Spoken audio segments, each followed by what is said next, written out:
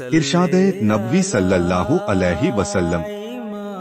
हजरत अबू नजीह इरबाज बिन सारिया रजी अल्लाहु अन्हु से रिवायत है, रसूलुल्लाह सल्लल्लाहु अलैहि वसल्लम ने एक बार हमें बहुत असरदार वाज फरमाया, जिससे दिल कांप गए और आंखें बहने लगीं।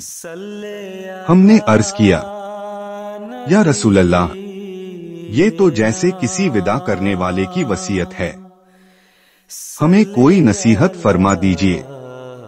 तो आपने फरमाया, मैं तुम्हें अल्लाह से डरने की वसीयत करता हूँ और अमीर की बात सुनने और उस पर अमल करने की, चाहे तुम पर कोई हबशी गुलाम ही अमीर बना दिया जाए।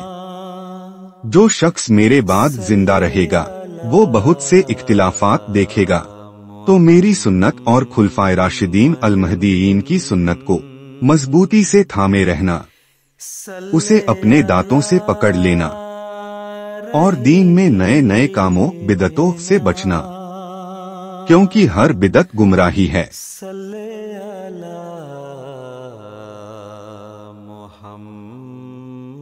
मोहम्मदिन।